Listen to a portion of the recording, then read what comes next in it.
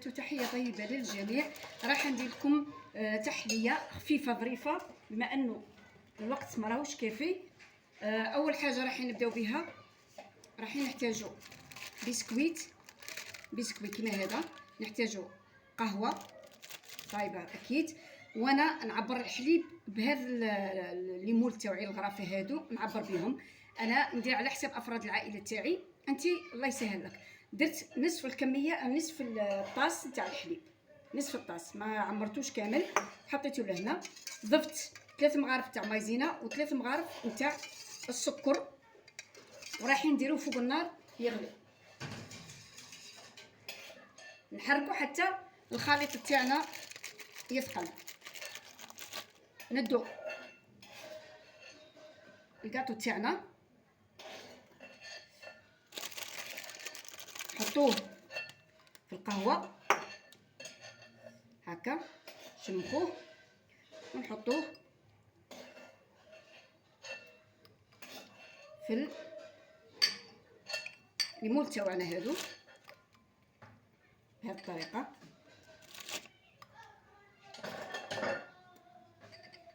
هكا يعني في كل طاس على حساب لي طاس اللي عندك راح تحطي الكميه. انا 2 حبات 3 يكفوني.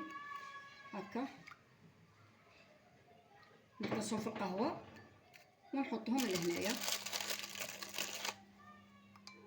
بهذه الطريقه. اخر وحده هكا راك تشوفوا، نحطهم لهنا بهذا الشكل، ورانا نحركو في الحليب تاعنا بالمايزينا.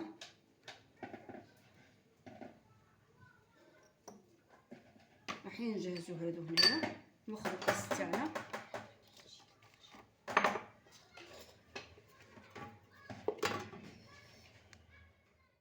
بعد ما ثقلت عندنا. رايحين نكبو هكا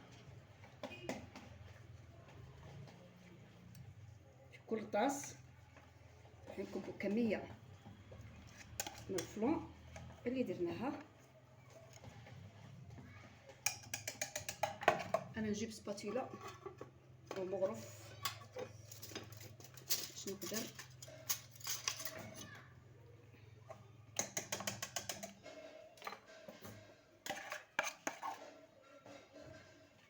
بالطريقه هذه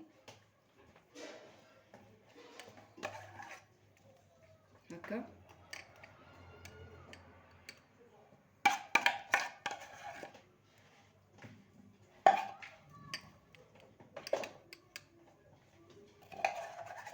نكملوا كامل الكميه فوق الكاطو تاعنا اللي كنا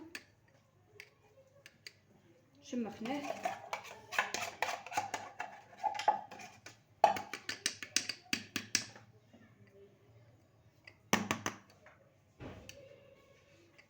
رايحين نزيدوا طبقه اخرى فوقها، ما رايحينش نخلوه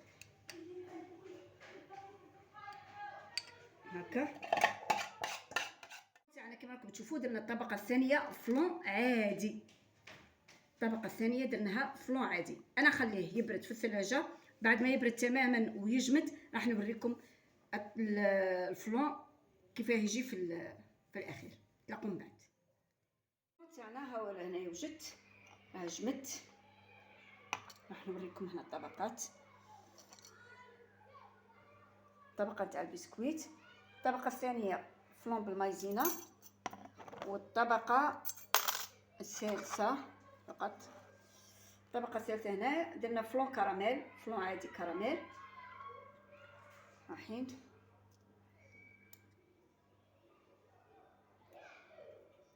شوفوا هايله،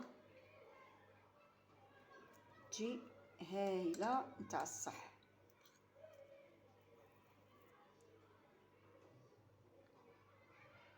البنه ما شاء الله روعه روعه روعه. معليش انا ناكل. شوفوا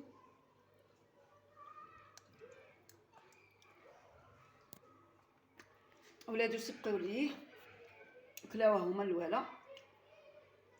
هذا هو الفلان تاعنا اصبح جاهز. تقدروا باش ديروه، جربوه راح يعجبكم بالبزاف.